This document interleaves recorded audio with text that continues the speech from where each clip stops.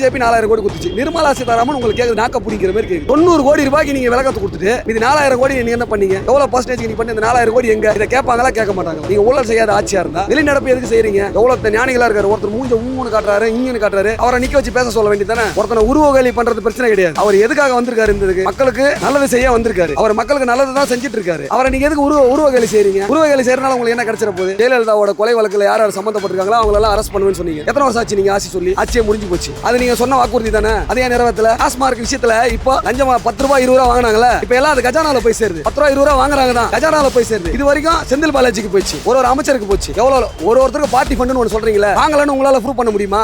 எங்ககிட்ட இதுக்கு முன்னாடி இருந்த ஆட்சியில எங்களுக்கு லஞ்சம் வாங்கிட்டு தான் ஸ்கூலோட லைசன்ஸ் கொடுத்தாங்க. இது ஒண்ணா கிடையாது. ரமேஷ் ஆதங்கமா பேசுறாரு. என்ன பேசுறாரு? ஒரு 500 பேர் வராத கோயில் இல்ல போயிட்டு மல்டி பார்க்கிங் 10 கோடி ரூபாய் மதிப்பிலான மல்டி பார்க்கிங் வசதி எதுக்கு?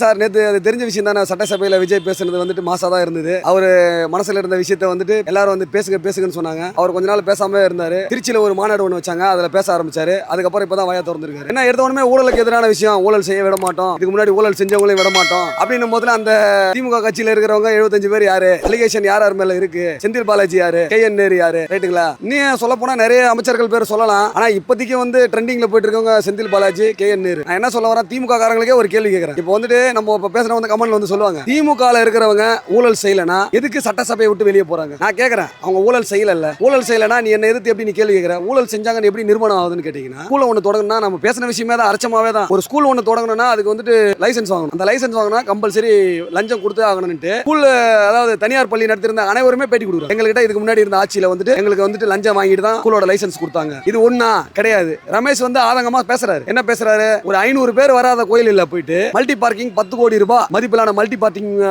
வசதி எதுக்கு கேட்டா, அங்க டிராபிக் ஆகுது அதனால அங்க வச்சோம். டிராபிக் கோயில் ஆகிறது பிரச்சனை கிடையாதுங்க. நீங்க இங்க திருவான்மியூர் இது வரைக்கும் போனதே கிடையாது. ஒரு நாள் திருவான்மியூர் போறேன், அவ்வளவு டிராபிக் அந்த இடத்துல ஆகுது. அந்த மாதிரி இடத்துல மல்டி பார்க்கிங் போடுங்க, அந்த மாதிரி இடத்துல செய்யுங்க. தேவை இருக்கிற இடத்துல செய்யலாம். இவங்க கொள்ளையடிக்கணுன்றதுக்காக தேவை எங்க இருக்குதோ அங்கெல்லாம் தேவையில்லாத இடத்துல பண்ணிட்டாங்க. இப்போ ஒரு AC bus stand AC bus ஸ்டாண்ட்ல போய் யார் உட்கார போறாங்க? அப்ப குளத்தூர்ல மட்டும் ஏசி பஸ் ஸ்டாண்ட்ல இருக்கலாம், கோயம்பேட்டில் இருக்கிறவங்க வெயில்ல உட்கார்ந்து இருக்கணுமா? சட்டன்றது எல்லாருக்குமே சமம். அவர் இருந்தாருன்றதுக்காக அங்க ஏசி பஸ் ஸ்டாண்ட் வச்சுட்டு அவர் இருந்தாருன்னா ஏசி நூலகம் வச்சுட்டுன்றதுலாம் பிரச்சனை. மக்களுக்கு அடிப்படை தேவைகளை ஃபர்ஸ்ட் பூர்த்தி பண்ணணும். ஓகேவா? ஏசி பஸ் ஸ்டாண்ட்ல போயிட்டு எல்லாரும் ஏசிலே உட்காந்துட்டு இருக்க போறது கிடையாது. ஒருத்தன் வீட்லயுமே எவ்வளவு பிரச்சனை இருக்கு. ரேஷன் ஒழுங்கா போதா? அந்த குளத்தூர்லயே இருக்கிறவங்க சொல்றாங்க, எங்க தெருவில் இவ்வளவு நாள் நாங்க இருந்திருக்கோம், எங்களுக்கு ரோடு வசதியே முதல்ல கிடையாதுன்னு சொல்றாங்க. குளத்தூர்ல இருந்த மக்களோட கம்ப்ளைண்ட் இது. ஒருத்தர் பேசியிருக்காரு இதே மாதிரி தான். நான் குளத்தூர்ல தான் இருக்கேன், ஏசி பஸ் ஸ்டாண்ட் ஏசி நூலகம் எங்களுக்கு தேவை கிடையாது, எங்களுக்கு நடக்கிறதுக்கு சரியான ரோடு கொடுக்கணும். அதே மாதிரி போன வாட்டி எந்த டைம் மழை வந்தாலும் நவம்பர் மாசம் வெள்ளம் வருது. அந்த வெள்ளத்துக்கு என்ன பண்ணீங்க? வெள்ளத்துக்கு நான் 4000 கோடி நீங்க யார்கிட்ட கேட்டீங்க? பிஜேபி கேட்டீங்க. பிஜேபி 4000 கோடி கொடுத்துச்சு. நிர்மலா சீதாராமன் உங்களுக்கு கேக்குது நாக்க பிடிக்கிற மாதிரி கேக்குது. 90 கோடி ரூபாய்க்கு நீங்க விலகத்தை கொடுத்துட்டு இது 4000 கோடி நீங்க என்ன பண்ணீங்க? எவ்வளவு பர்சன்டேஜ் நீங்க பண்ணி இந்த 4000 கோடி எங்க? இதை கேட்பாங்களா கேட்க மாட்டாங்களா? நீங்க ஊழல் செய்யாத ஆட்சியா இருந்தா வெளிநடப்பு எதுக்கு செய்றீங்க? விஜய் எங்க மேல தவறான கருத்து வைக்கிறாரு. எவ்வளவு அமைச்சர்கள் இருக்காங்க, எவ்வளவு ஞானிகளா இருக்காரு. ஒருத்தர் மூஞ்ச ஊன்னு காட்டுறாரு, இங்கன்னு காட்டுறாரு. அவரை நிக்க வச்சு பேச சொல்ல வேண்டியதானே? ஒருத்தனை உருவகேலி பண்றது பிரச்சனை கிடையாது. அவர் எதுக்காக வந்திருக்காரு? இந்த மக்களுக்கு நல்லது செய்ய வந்திருக்காரு. அவர் மக்களுக்கு நல்லது தான் செஞ்சுட்டு இருக்காரு. அவரை நீங்க எதுக்கு உருவகேலி செய்றீங்க? உருவகேலி செய்யறதுனால உங்களுக்கு என்ன கிடைச்சிட போகுது? இப்ப ஸ்டாலினை பத்தி நீங்க கேட்டாங்க, அப்பா எங்க ஒரு குழந்தை தேர்தலும் ஒரு திமுக தொண்டனா நான் நினைக்கிறேன், இதுக்கு முன்னாடி திமுக தான் நானும் ஓட்டு போட்டிருக்கேன். சரியா? போன வாட்டி நம்ம மாத்திருக்கோம். அதுக்கு முன்னாடி திமுக ADMK தானுங்க. 2009 அப்புறம் சீமான் ஒருத்தர் வந்தாரு. ரெண்டு கட்சி தாங்க. இப்ப விஜய் சொன்ன மாதிரி ஒன்னு டிவிகே ஒன்னு DMK. அதுக்கு முன்னாடி ADMK DMK. நீங்க ரெண்டு பேரும் என்ன அட்டகாசம் பண்ணீங்க? உங்களுக்கு தட்டி கேட்கறதுக்கு ஆள் கிடையாது. ரைட்டா? அம்மா இருந்தப்ப கூட ஓரளவுக்கு பரவாயில்ல. அம்மா என்ன மக்களுக்கு என்ன நல்லது செஞ்சுட்டு போச்சு. எடப்பாடி என்ன செஞ்சார்? பிஜேபி கூட அலைன்ஸ் வச்சுக்கிட்டு யார் எங்க கொள்ளையடிக்கலாம், கோத்தூர் ரெசார்ட்ல என்னென்ன பண்ணாங்க எல்லாருக்குமே எல்லாமே தெரிஞ்சு போச்சு. மக்கள் ஊழலை எதிர்க்கிறாங்க, வன்மையா எதிர்க்கிறாங்க. இப்ப அவங்க மக்களுக்கு சப்போர்ட் பண்றதுக்கு விஜய்ன்ற ஒரு தலைமை வந்துருச்சு. ஓகேவா? விஜய் என்ன சொல்றாரு? ஒரு முதலமைச்சர் யாருங்க சர்வன்ட்னு சொல்லுவான். ஒரு முதலமைச்சர் மக்களுக்கு நான் சேவை செய்ய வந்திருக்கேன், நான் முதல் சேவகன்னு சொல்றாரு. அப்பயே அவர் மக்களுக்கான தலைவரா மாறிடுறாரு. அதே மாதிரி நிர்மல்குமார் இப்ப பேசியிருக்காரு. மக்கள் நாங்க என்ன சொன்னாரு? 2500 ரூபாய் கொடுக்குறேன்னு சொன்னாரு. நாங்க சொல்லத கண்டிப்பா செய்வோம், சொன்ன விஷயத்தை கண்டிப்பா செய்வோம். கொஞ்சம் காலதாபங்கள் ஏற்படும், ஆனா நாங்க சொன்ன விஷயத்தை இதெல்லாம் சாத்தியமில்லாத ஒரு விஷயம் கிடையாது. ஊழல்கள் லஞ்ச பணத்தை நம்ம பறிமுதல் பண்ணிட்டாலே இதெல்லாம் ஈஸியா போயிடுங்க. மக்களுக்கு செய்ய வேண்டிய விஷயத்துல செஞ்சிடலாம். எவ்வளவு கோடி ஊழல்கள் போயிருக்கு தெரியுமா? டாஸ்மார்க் விஷயத்துல இப்போ லஞ்சமா 10 ரூபாய் 20 ரூபாய் வாங்கினாங்கல்ல, இப்ப எல்லாம் அது கஜானால போய் சேருது. 10 ரூபாய் 20 ரூபாய் வாங்குறாங்க தான் கஜானால போய் சேருது. இது வரைக்கும் செந்தில் பாலாஜிக்கு போச்சு, ஒரு அமைச்சருக்கு போச்சு. எவ்வளவு ஒருத்தருக்கு பார்ட்டி ஃபண்ட்னு ஒன்னு சொல்றீங்களா? வாங்கலன்னு உங்களால ப்ரூவ் பண்ண முடியுமா?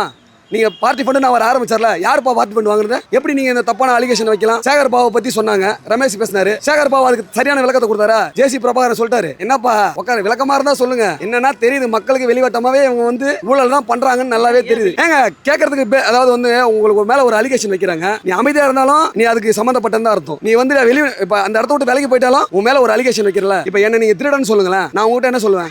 என்ன நீ எப்படி திருடன் சொல்ற? என்ன ஏன்பா நீ திருடன் சொல்ற? நான் என்னப்பா பண்ணேன்? 5 வருஷம் ஆட்சி பண்ணிருக்கீங்களா, நான் என்ன திருடன? நீ எப்படி நீ சொல்ற? சட்டப்பூர்வமா நிரூபி. நீ அரசியலுக்கு வந்துடல. இதுக்கு முன்னாடி வந்துட்டு ஸ்டாலின் சொன்னாரு, கொடநாடு வழக்கை வந்து நாங்க தூசி செட்டு அதுல ஜெயலலிதாவோட கொலை வழக்குல யார் யார் சம்பந்தப்பட்டிருக்காங்களோ அவங்க எல்லாம் அரெஸ்ட் பண்ணுவேன்னு சொன்னீங்க. எத்தனை வருஷம் ஆச்சு நீங்க ஆட்சி சொல்லி? ஆட்சியே முடிஞ்சு போச்சு. அது நீங்க சொன்ன வாக்குறுதி தானே, அதே நேரத்துல நீங்க ஒரு உண்மையான அரசியல் தலைவரா இருந்தா விஜய்க்கு 108 இடம் கொடுத்திருக்காங்க, உங்களுக்கு 75 இடம் கொடுத்தாங்க. 75 இடத்துல இப்ப சம்திங் ஒரு 10 பேர் வந்துட்டாங்க. அப்ப அந்த 75 பேரை வச்சுக்கிட்டு 75 இடத்த வச்சுக்கிட்டு உங்களால என்னென்ன செய்ய முடியும்? நான் வந்துட்டு ஒரு திமுக ஒரு அடிமட்ட தொண்டனோட மனநிலையில இருக்கிற சொல்றேன், ஊழலே செஞ்சா கூட அந்த ஆட்சிக்கு நாங்க விட்டு கொடுப்போன்றது என்ன விஷயம்? அது நீங்க ஊழல் செஞ்சீங்க இல்ல செய்யலன்றதை நீங்க நிரூபிக்கணும். நான் ஊழல் செஞ்சா கூட திமுக கூட தான் நிப்பேன். ஏங்க உங்களுடைய தலைமுறை பாதிக்கப்படுங்க. ஒரு மலையை குறைஞ்சிட்டா திரும்பி அந்த மலையை உருவாக்க முடியுமாங்க? சொல்லுங்க. ஒரு ரோட்டை விரிவுபடுத்துறேன்னு சொல்லிட்டு பல்லாயிரம் வருஷமா இருந்த கிட்டத்தட்ட ஒரு 100 வருஷம் 150 வருஷம் இருந்த மரத்தெல்லாம் வெட்டி போட்டாங்க. ரோட்டை அகலப்படுத்துறது முக்கியமா? அந்த மரத்தை உன்னால வளர்க்க முடியுமா? 100 வருஷத்தை அந்த மரத்தை வளர்க்க முடியுமா? ரோட்டை அகலப்படுத்த சொன்னாங்களா? யாரு ரோட்டை அகலப்படுத்த சொன்னாங்க? எத்தனை போயிடுது? இப்போ நீங்க இங்க ரோட்டை அகலப்படுத்துறீங்க, ஓகே. கிராமத்துல என்ன ரோட்டை அகலப்படுத்த வேண்டியது இருக்குது? அதுலயும் கொல்ல ஒரு நல்லது பண்ற மாதிரி பண்ணி ஒரு பார்க் சும்மா தேவையில்லாத செலவுகள். அதெல்லாம் அடிப்படை தேவைகள் எவ்வளவு இருக்கு? படிக்க முடியாத பசங்க எவ்வளவு இருக்காங்க? ஸ்போர்ட்ஸ்ல எவ்வளவு பண்ண வேண்டியது இருக்கு? மக்கள் அடிப்படையா இந்த ரோட்டோர இருக்கிற மக்களுங்களை வாழ்வாதாரத்தை உயர்த்துறதுக்கு எவ்வளவு விஷயம் இருக்கு, சரிங்களா? வாழ்வாதாரத்தை உயர்த்துறவன் போய் எங்க ஏசியில் உட்காந்து படிக்க போறான்? அவனுக்கு படிக்கிறதுக்கு ஒரு பேனா புக்கு வாங்கி கொடுத்தாலே அவனுக்கு அது வந்து பெரிய விஷயமா போயிடுங்க. அவன் வாழ்வாதாரத்தை உயர்த்துக்கான விஷயத்தை நீங்க பண்ணாம நீங்க தோத்ததுக்கான காரணம் நான் சொல்லவா? நீங்க பண்ணது ஃபுல்லா நீங்க கொள்ளையடிக்கிறதுக்காக என்னென்ன திட்டங்களை எடுத்துட்டு வந்தீங்கன்னா நீ கொள்ளையடிக்கிறதுக்காக எடுத்துட்டு வந்த திட்டம் தான் அது. கேட்டா நான் மக்களுக்கு நான் அது பண்ணேன். இங்க இருந்து கீழம்பாக்கத்துல உங்களுக்கு யாருங்க கிளம்பாக்கத்துல போய் அது பேர் எனக்கு கிளம்பாக்கம், அது பேர் கூட எனக்கு தெரிய மாட்டேங்குது. அந்த ஊர் பேர் தெரியாத ஊர்ல அங்க தூக்கி போய் பஸ் ஸ்டாண்ட் போட்டுருக்கீங்க. அந்த பஸ் ஸ்டாண்ட்னால எவ்வளவு பிரச்சனை நடக்குது உங்களுக்கு தெரியுமா? கோயம்பேடு இருந்த வரைக்கும் அந்த கோயம்பேடு மார்க்கெட் எப்படி சிறப்பா இருந்துச்சு தெரியுங்களா? எத்தனை பேரோட வாழ்வாதாரம் போச்சு தெரியுங்களா உங்களுக்கு? இந்த கோயம்பேடு மார்க்கெட்டே போகுதுன்னு சொன்னாங்க. இப்ப அவங்க மறுபடியும் வந்தாங்க, இந்த கோயம்பேடு மார்க்கெட்டே இல்லாம ஆகிட்டு இருப்பாங்க. விஜய் வந்து இப்ப என்ன செய்ய போறாரு தெரியல. இந்த கோயம்பேடு மார்க்கெட்டை நம்பி எத்தனை உயிரினங்கள் வாழுது, எத்தனை ஜனங்கள் வாழ்றாங்க தெரியுமா? இந்த மாடுலாம் அந்த கோயம்பேடு இருக்கிறதுனால வந்து இருக்கிற பழங்களை கிழங்களை சாப்பிட்டு இந்த மாடு உயிரினங்கள் மட்டும் இல்ல மனுஷங்கள் நாங்க எல்லாருமே சந்தோஷமா வாழ்ற இந்த இடத்துல. ஏங்க நான் ஒன்று சொல்றேன் பாருங்க, ஒரு பிரம்மாண்டமா ஒரு விஷயம் பண்ணா அதுக்கு செலவு அதிகமாகுங்க. இப்போ ஒரு மல்டி பார்க்கிங் பண்றேன்னு சொல்லிட்டு ஒரு 500 பேர் வர்ற கோயிலுக்கு, இது நான் என்னுடைய கருத்து கிடையாது, நான் நேரடியாக பார்க்கல. ரமேஷ் அவர் வந்து ஒரு எம்எல்ஏ, அவர் தப்பான கருத்து சொல்லியிருக்க மாட்டாருன்னா அதை நான் வந்து உங்களுக்கு விளக்க சொல்றேன். அந்த கோயிலுக்கு எதுக்கு நீங்க 10 கோடி ரூபாய் அளவுல நீங்க மல்டி பார்க்கிங் கட்டுறீங்க? அறநிலையத்துறையை காப்பாற்றுறதுக்கு எவ்வளவு விஷயங்கள் இருக்கு. கோயிலுக்கு வர பக்தர்களுக்கு பாதுகாப்பு கொடுக்கலாம். இப்போ திருவண்ணாமலை விஷயத்தை நீங்க கேள்விப்பட்டிருப்பீங்க. கோயில் வர பக்தர்களை நீங்க காப்பாற்றலாம். அங்க வந்து அவங்களுக்கு ஒரு கழிவறை விஷயங்களை நீங்க பண்ணி கொடுக்கலாம், ரைட்டா? மத்தபடி வந்து அங்க வர்ற மக்களுக்கு பாதுகாப்பு கொடுக்கலாம், சரியா? அதெல்லாம் பண்ணாம நீங்க போயிட்டு மல்டி பார்க்கிங்ல வந்துற போது கடவுளே இல்லைன்னு சொல்றேன் நீங்க, கடவுளே கொள்கைன்னு சொல்றேன் நீங்க. கடவுளுக்கு செய்யறத விட்டு ஒரு அதான் சொல்ற பாருங்க, ஒரு பாலை தூக்கி ஒரு சாமிக்கு ஊத்துறது பசியில இருக்கிற குழந்தைக்கு கொடுத்துட்டு போயிடலாம், ரைட்டா? செய்யுங்க. கடவுள் நான் வந்து கடவுள் மறுப்பாளன் கிடையாது. நான் கடவுளுக்கு செய்யற விஷயங்கள் என்னென்ன செய்ய வேண்டுமோ அந்தந்த விஷயங்கள் தான் செய்யணும். கடவுளையும் கும்பிடுறது மனுஷன் தான், உங்களை கடவுளா ஆக்குறதும் மனுஷன் தான். உங்களை கடவுளா கும்பிட்டல, இத்தனை வருஷத்துல உங்களை கடவுளா கும்பிட்டல. எந்த தெய்வம் எங்களுக்கு இறங்கி வந்து செஞ்சுச்சு? நாங்க கும்பிட்ட தெய்வமே எங்களுக்கு இறங்கி வந்து செய்யல. நாங்க கடவுளா கும்பிட்ட நீங்களே எங்களுக்கு இறங்கி வந்து செய்யல. இப்ப கடவுளா பார்த்து எங்களுக்கு ஒரு முதலமைச்சரை கொடுத்திருக்காரு. அவர் செய்யறத தயவு செய்து உதவி செய்யலனால உபத்திரம் செஞ்சிடாதீங்க. விஜய் நான் வந்து இதுக்கு முன்னாடி ஒரு பேட்டியில வந்து விஜய் வந்து எங்க அண்ணன்ற முறையில, நான் குடும்பத்துல ஒருத்தன்ற முறையில ஒரு சில வார்த்தைகள் பேசிட்டேன். அந்த வார்த்தை கூட நான் பேசல. இதுக்கு நான் மன்னிப்பு கேட்டுக்கிறேன். ஏன்னா ஒரு உரிமை எடுத்து ஒரு அண்ணன் என் கூட பிறந்த அண்ணன் தான் வச்சுக்கேன், வாடா போடான்னு சொல்லுவேன். எங்க அப்பாவே ஒரு சில டைம்ல எங்க அப்பாண்டான்னு நான் தைரியமா தெம்பா பேசுவேன். அதை வந்து சில பேர் வந்து அண்ணன் நான் தவறா பேசல, அண்ணன் மேல உரிமை எடுத்துருக்கு. அண்ணன் ஒரே வார்த்தை தான் சொன்னாரு, எல்லார்கிட்டயுமே உரிமையா பேசுறாருல தம்பி. என்னுடைய கருத்தை நான் சொல்றேன். அண்ணனுக்கு இப்போ ஒரு விஷயம் என்னன்னா, அந்த ஆட்சி நிலை என்னன்னா, நான் ஒரே ஒரு ஆட்சி நிலைச்சிரும், அது வந்து ஒரு கவலையே கிடையாது. பொதுமக்கள் மேல கொஞ்சம் கவனத்தை செலுத்துங்க. நீங்க வந்து இவங்க கொடுக்குற முட்டிலேயே வந்து நீங்க மதி மயங்கிடாதீங்க. இவங்க என்ன வேணாலும் சொல்லுவாங்க, இருக்கிறது இல்லைன்னு சொல்லுவாங்க, இல்லாத இருக்குதுன்னு சொல்லுவாங்க. அதெல்லாம் ஒண்ணுமே கிடையாது. இப்போ சினாரியோ மாறி போச்சு. டிஏகே கிடையாது, டிஎம்கேவும் கிடையாது, டிவிகே மட்டும்தான் லெவலுக்கு வந்துட்டாங்க.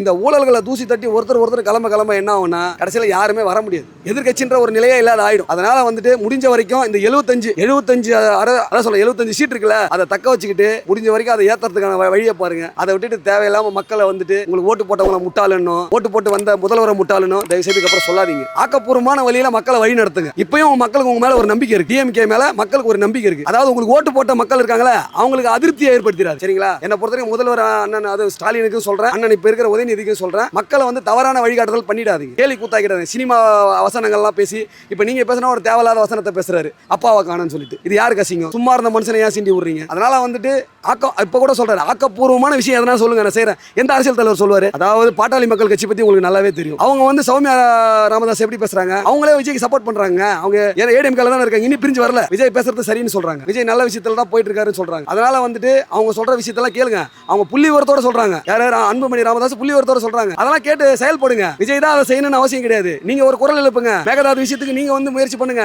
5 வருஷம் நீங்க பண்ணாத விஜய் வந்து பண்ண போறது கிடையாது. நீங்க மேகதாது விஷயத்துக்கு நீங்க முன்னெடுப்பு எடுங்க. நிறைய விஷயங்கள் மாற்ற வேண்டிய விஷயங்கள் கிடக்குறங்க. அதாவது திமுக வந்து சாதாரணமாலாம் இட போட்ட முடியாது. திமுக பல பேர் மாபெரும் சாதனைகள் எல்லாம் பண்ணிருக்கு. அதெல்லாம் விட்டுட்டு இப்ப வேற பாதையில போயிட்டு இருக்கு. திமுக மாற்று பாதையை தேர்ந்தெடுத்து போயிட்டு இருக்கு. கலைஞரோட அந்த பாதையெல்லாம் முடிஞ்சிருச்சு. கலைஞர் ஒரு 70% மக்களுக்கு நல்லது செஞ்சார். கலைஞரோட பாதைக்கு மறுபடியும் வாங்க, மக்களுக்கு நல்லது செய்யற முயற்சியில வாங்க. என்னை பொறுத்த வரைக்கும் முதல்வர் விஜய்க்கு உதவி செய்யலாம், உபத்திரம் செய்யாதீங்க.